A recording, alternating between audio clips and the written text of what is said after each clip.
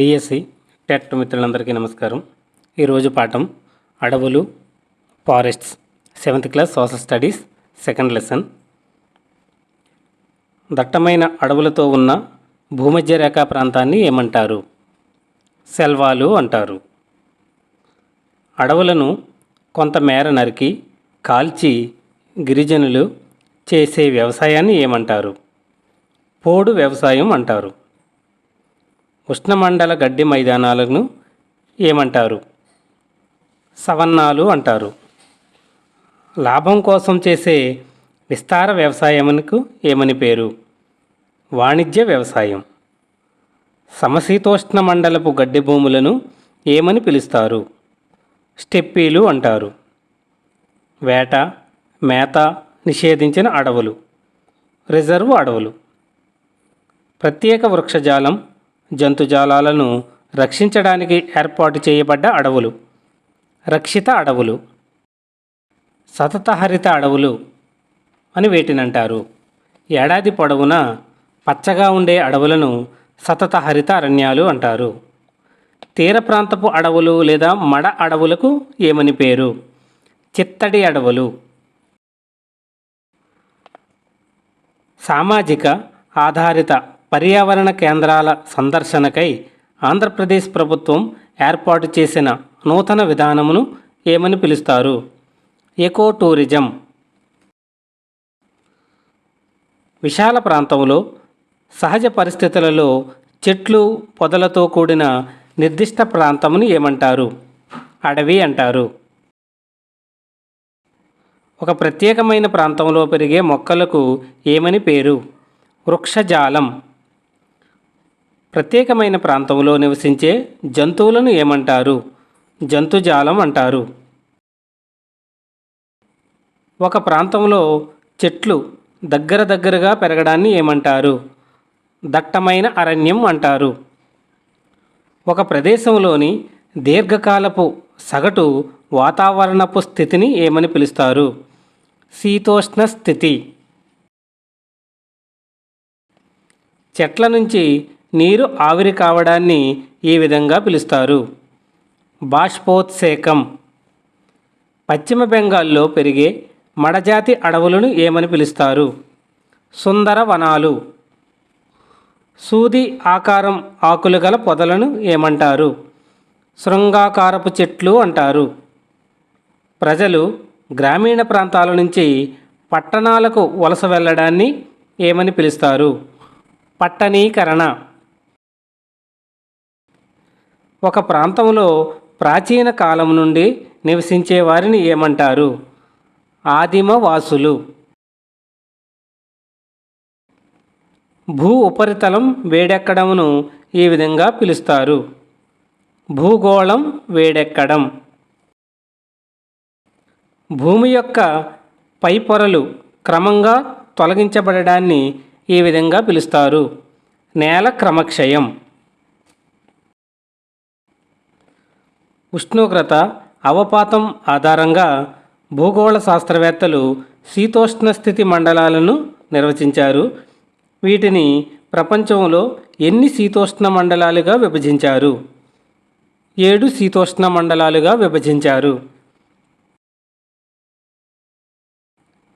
భూమధ్యరేఖకు ఇరువైపులా ఎన్ని డిగ్రీలు ఉత్తర దక్షిణ అక్షాంశాల మధ్య భూమధ్యరేఖా ప్రాంతం లేదా ఉష్ణమండల శీతోష్ణ స్థితి ప్రాంతం కలదు? భూమధ్యరేఖకు ఇరువైపులా 5 డిగ్రీల నుండి 10 డిగ్రీలు ఉత్తర దక్షిణ అక్షాంశాల మధ్య భూమధ్యరేఖా మండలం కలదు. దట్టమైన అడవులతో ఉన్న భూమధ్యరేఖా ప్రాంతాన్ని ఏమని పిలుస్తారు? సెల్వాలు అంటారు. అమెజాన్ ప్రాంతంలో నివసించే భూమధ్యరేఖ ప్రాంత వాసులు ఎవరు? రెడ్ ఇండియన్లు. కాంగో పరివాహక ప్రాంతంలో నివసించే ఆటవిక సమూహాలు ఎవరు? పిగ్మీలు.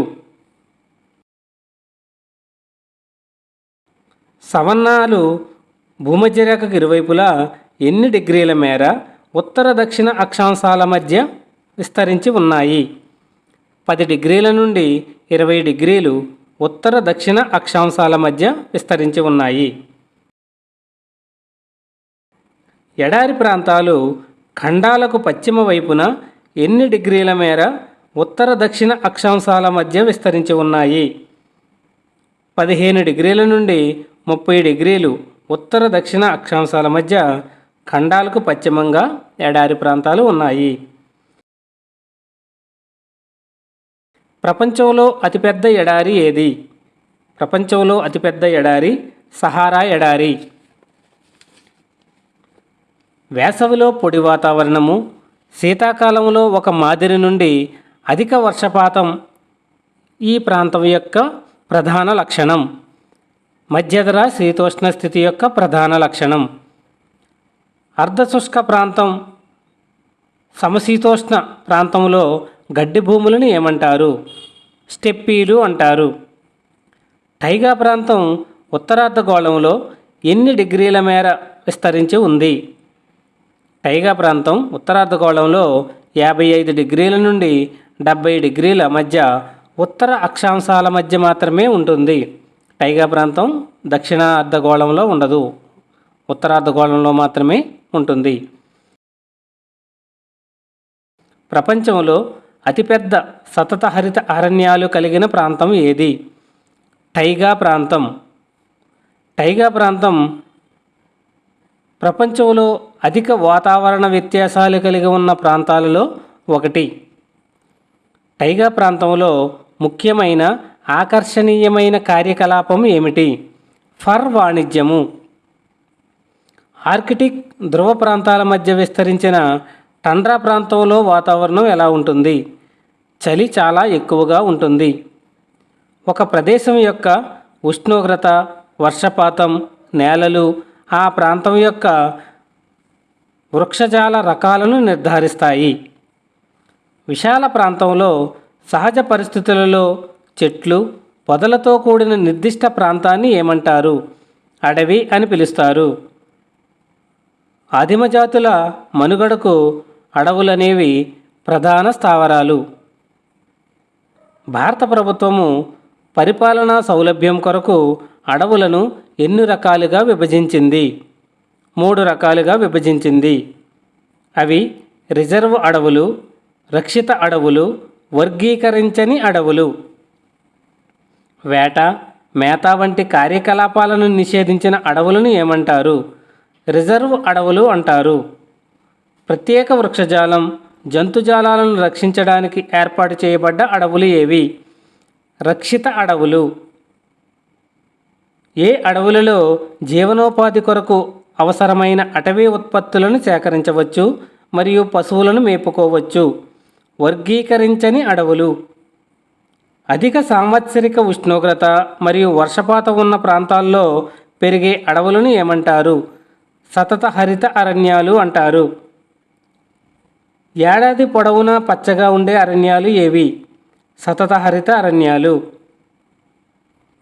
హిమాలయ ప్రాంతాలు, ఈశాన్య రాష్ట్రాలు, పశ్చిమ కనుమలు, కేరళలో పెరిగే అరణ్యాలు ఏవి? సతత హరిత అరణ్యాలు. సతత హరిత అరణ్యాలలో ముఖ్యమైన వృక్షజాతులు ఏమి? మహాగని, ఎబోని, రోజ్వుడ్, ఐవరీవుడ్. సతత హరిత అడవుల్లో పెరిగే వివిధ రకాల సరీసృపాలు ఏవి? సింహపు తోక కోతి, లయన్ టైల్డ్ మకాక్ కీటకాలు. ఆకురాల్చు అడవులు ఎన్ని సెంటీమీటర్ల వర్షపాతం ఉన్న ప్రాంతాలలో విస్తరించి ఉన్నాయి? 70 సెంటీమీటర్ల నుండి 200 సెంటీమీటర్ల వర్షపాతం ఉన్న ప్రాంతాలలో ఆకురాల్చు అడవులు పెరుగుతాయి. ఆకురాల్చు అడవులు ఎక్కువగా విస్తరించి ఉన్న ప్రాంతం ద్వీపకల్ప పీఠభూమి. ఆకురాల్చు అడవుల్లో కనిపించే వృక్షజాతి టేకు, సాల్, వెదురు, రోజ్వుడ్, చందనం, వేప. ఆకురాల్చు అడవుల్లో ప్రధాన జంతుజాలం పులులు, చిరుతలు, కుందేళ్ళు, జింకలు, నెమళ్ళు, పక్షులు. ఆకురాల్చు అడవుల్లోని వృక్షాలు వేసవి నెలల్లో బాష్పోత్సేకాన్ని తగ్గించడానికి ఆకులు రాల్చుతాయి. తక్కువ వర్షపాతం ఉండి అధిక ఉష్ణోగ్రత ఉన్న ప్రాంతాల్లో పెరిగే అడవులు ముళ్ళ పొదలు. ముళ్ళ పొద అడవుల్లోని చెట్లు ముళ్ళతోనూ పొదలుగాను ఉంటాయి. ముళ్ళ పొద అడవులు ప్రధానంగా విస్తరించిన ప్రాంతాలు దక్కన్ పీఠభూమి, భారతదేశ ఎడారి ప్రాంతాలు. ముళ్ళపొద అడవుల్లో పెరిగే వృక్షజాతులు అకేషియా, బ్రహ్మజముడు, నాగజముడు, బబుల్, రేగు. మడ అడవులు లేదా తీర ప్రాంత అడవులు అని వీటిని అంటారు. చిత్తడి అడవులు.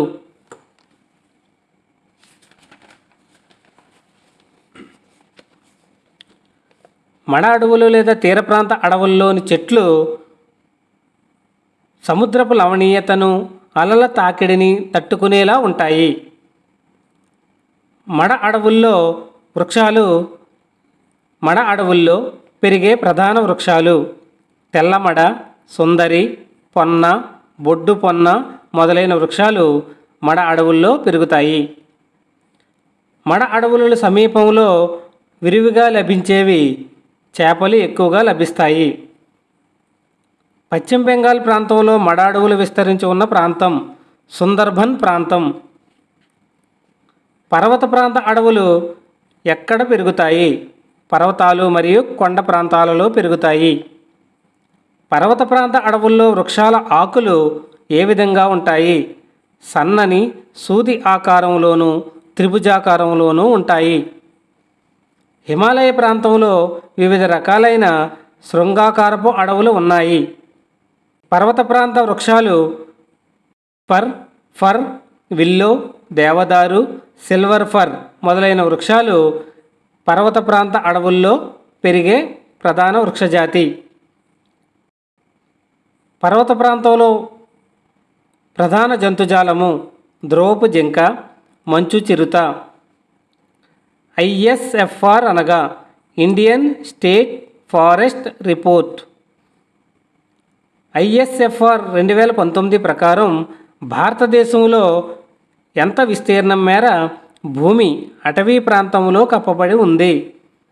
8,07,276 చదరపు కిలోమీటర్లు. మొత్తం భూభాగంలో ప్రపంచ అటవీ విస్తీర్ణంలో భారతదేశం 10వ స్థానంలో ఉంది, 24.56%.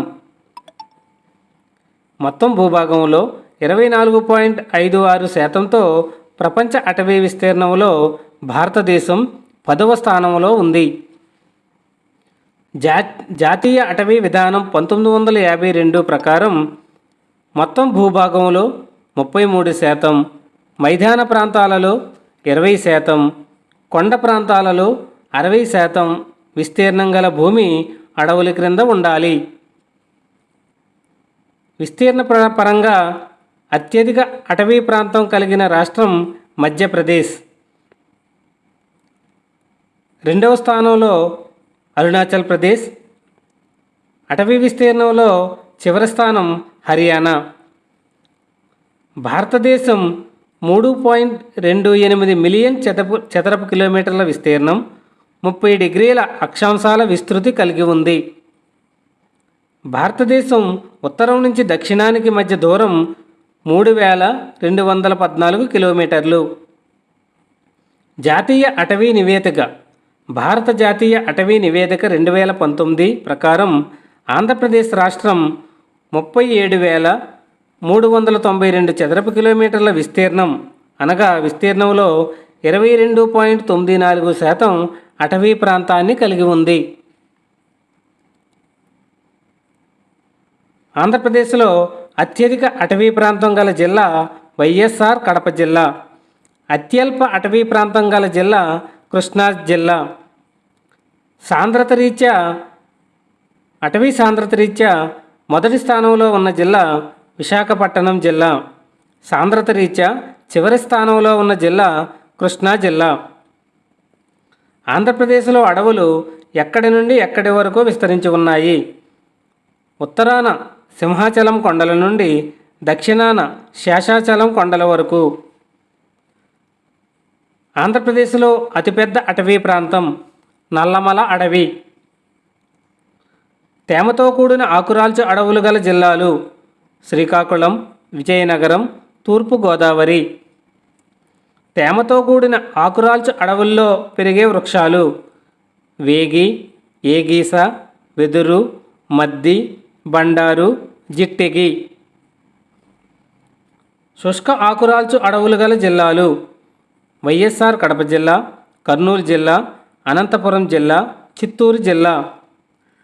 శుష్క ఆకురాల్చు అడవుల్లో ముఖ్యమైన వృక్షాలు మద్ది, టేకు, భిల్లు, వెలగ, ఏగీస, వేప, బూరుగ, మోదుగ మరియు ఎర్రచందనం.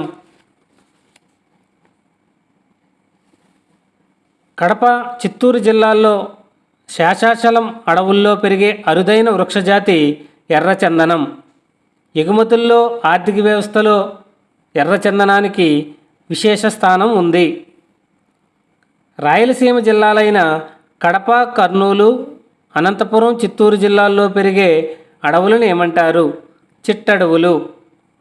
చిట్టడవుల్లో పెరిగే వృక్షజాలం తుమ్మ, బులుసు, రేగు, చందనం, వేప మొదలైనవి. కడప జిల్లాలోని శ్రీలంక మల్లేశ్వర అభయారణ్యంలో నివసించే అరుదైన జాతిగా తెలుపబడినది కలివికోడి IUCN. ఆంధ్రప్రదేశ్ తీర ప్రాంతం పొడవు 974 కిలోమీటర్లు. మడ అడవులు లేదా డెల్టా అడవుల్లో పెరిగే చెట్లు ఉప్పు, పొన్న, బొడ్డు పొన్న, ఉరడ, మడ, తెల్లమడ, పత్రి తీగ, బలబండి తీగ చెట్లు. మడ అడవుల చెట్లు ప్రధాన లక్షణం భూమి లోపల నుండి పైకి పొడుచుకు వచ్చిన శ్వాసవేర్లు కలిగిన చెట్లు.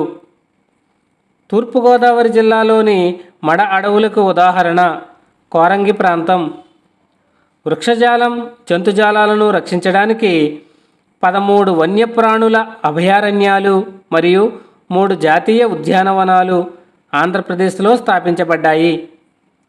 బోడోలు, చెంచులు, కొండరెడ్లు, కొండ సవరలు, గోండ్లు, ఎరుకల మరియు యానాదులు వీరిని ఆదిమ జాతుల వారు అంటారు. నల్లమల అడవులలో పెరిగే ఒక ఆదిమ తెగ చెంచులు. బ్రిటిష్ వారు అటవీ శాఖను ఏర్పాటు చేసిన సంవత్సరం 1864. 1988 జాతీయ అటవీ విధాన ప్రకటన ముఖ్యమైన అంశం ఏంటి? వన సంరక్షణ, పునరుజ్జీవనం, అడవుల అభివృద్ధిలో గిరిజన భాగస్వాములను చేయడం అనేది. ఆంధ్రప్రదేశ్ స్థానిక గిరిజనులను భాగస్వామ్యం చేస్తూ దేనిని బలోపేతం చేసింది? ఎకో టూరిజం విధానాన్ని. బంజరు భూముల్లో, ఇతర ప్రదేశాలలో మొక్కలు నాటడం, అడవులను సంరక్షించడం ద్వారా పర్యావరణాన్ని, సామాజిక మరియు గ్రామ అభివృద్ధులను పెంపొందించడం కోసం చేపట్టిన పథకాన్ని ఏమంటారు? సామాజిక అడవుల పెంపకం. అడవుల చట్టం 1894. అడవుల పండగ 1950. జాతీయ అటవీ విధానం 1952. వన సంరక్షణ చట్టం 1980. అటవీ హక్కుల చట్టం 2006. అడవుల యొక్క ఉపయోగాలు వినియోగం కొరకు, వాణిజ్యం కొరకు, పర్యావరణ వ్యవస్థల సమతుల్యం పరిశోధనలు. సామాజిక, ఆర్థిక, మత, సాంస్కృతిక మాండలిక సారూప్యాలు కలిగిన కుటుంబాలలో సంప్రదాయ సమూహాలుగా ఉన్న సామాజిక విభాగాన్ని ఏమంటారు? అటవీ జాతి. లైక్ చేయండి, షేర్ చేయండి, సబ్స్క్రైబ్ చేయండి, పక్కన ఉన్న బెల్ ఐకాన్ ప్రెస్ చేయండి.